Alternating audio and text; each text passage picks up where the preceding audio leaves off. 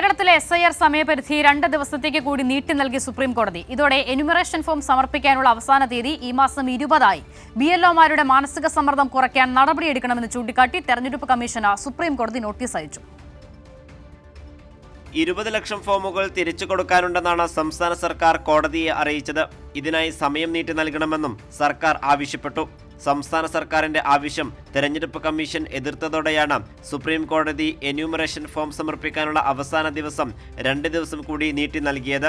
ഇതോടെ SIR ഫോമുകൾ ഈ മാസം 20 വരെ തിരിച്ചു നൽകാനാകും. കരട് വോട്ടർ പട്ടിക, പരാതി സ്വീകരിക്കൽ, അന്തിമ വോട്ടർ പട്ടിക പ്രസിദ്ധീകരിക്കൽ എന്നിവയിലും മാറ്റം വന്നേക്കും. കൂടുതൽ സമയം അനുവദിക്കുന്നതിൽ പിന്നീട് തീരുമാനിക്കാമെന്നും ചീഫ് ജസ്റ്റിസ് സൂര്യകാന്ത് അറിയിച്ചു. സാഹചര്യം നോക്കി സമയം നീട്ടി നൽകാമെന്നും മുൻകൂറായി സമയപരിധി നീട്ടി നൽകാനാകില്ലെന്നുമായിരുന്നു തെരഞ്ഞെടുപ്പ് കമ്മീഷന്റെ എതിർപ്പ്. അതിനിടെ കേരളത്തിലെ തീവ്ര വോട്ടർ പട്ടിക പരിഷ്കരണ പ്രക്രിയയിൽ കണ്ടെത്താൻ കഴിയാത്ത വോട്ടർമാർ 22 ലക്ഷത്തിലേറെയെന്ന് സംസ്ഥാന തെരഞ്ഞെടുപ്പ് കമ്മീഷണർ രത്തൻ ഖേൽക്കർ അറിയിച്ചു. അതേസമയം BLOമാരുടെ ജോലിഭാരം, മാനസിക സമ്മർദ്ദം എന്നിവയിൽ നടപടി സ്വീകരിക്കണമെന്ന് ചൂണ്ടിക്കാട്ടി കോടതി കമ്മീഷന് നോട്ടീസ് അയച്ചു. BLOമാർക്ക് സുരക്ഷ നൽകിയില്ലെങ്കിൽ ഗുരുതര പ്രശ്നങ്ങൾക്ക് കാരണമാകുമെന്നും ചീഫ് ജസ്റ്റിസ് സൂര്യകാന്ത് ചൂണ്ടിക്കാട്ടി. കൈരളി ന്യൂസ്, ദില്ലി.